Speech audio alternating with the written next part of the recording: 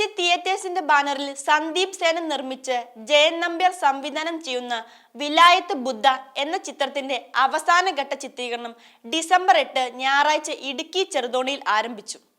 ഈ ചിത്രത്തിന്റെ ചിത്രീകരണത്തിനിടയിൽ പൃഥ്വിരാജിന്റെ കാലിന് പരിക്ക് പറ്റിയതിനാലാണ് ചിത്രം ബ്രേക്ക് ചെയ്തത്. 50 ദിവസത്തോളം നീണ്ടു നിൽക്കുന്ന ചിത്രീകരണമാണ് ഇനിയുള്ളത്.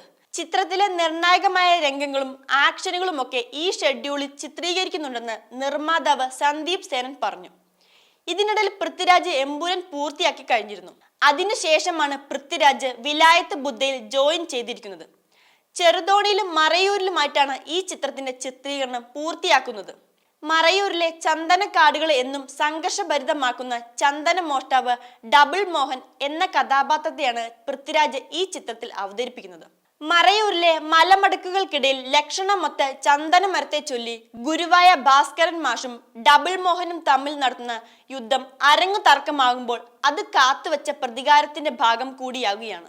രതിയും പ്രണയവും പകയും ഒക്കെ കൂടിച്ചേർന്ന അന്തരീക്ഷത്തിലൂടെയാണ് കഥാവികാസം. ഷമ്മി തിലകനാണ് ഭാസ്കരൻ മാഷ് എന്ന കഥാപാത്രത്തെ അവതരിപ്പിക്കുന്നത്. അനുമോഹൻ, പ്രശസ്ത തമിഴ് നടൻ TJ അരുണാചലം, രാജശ്രീ നായർ എന്നിവരും പ്രധാന താരങ്ങളാണ്. പ്രിയംവദ കൃഷ്ണനാണ് നായിക. ഈ വീഡിയോ നിങ്ങൾക്ക് ഇഷ്ടമായാൽ ലൈക്ക് ചെയ്യുക. കൂടുതൽ വീഡിയോകൾക്കായി യോഗനാഥം ന്യൂസ് ചാനൽ സബ്സ്ക്രൈബ് ചെയ്യുക.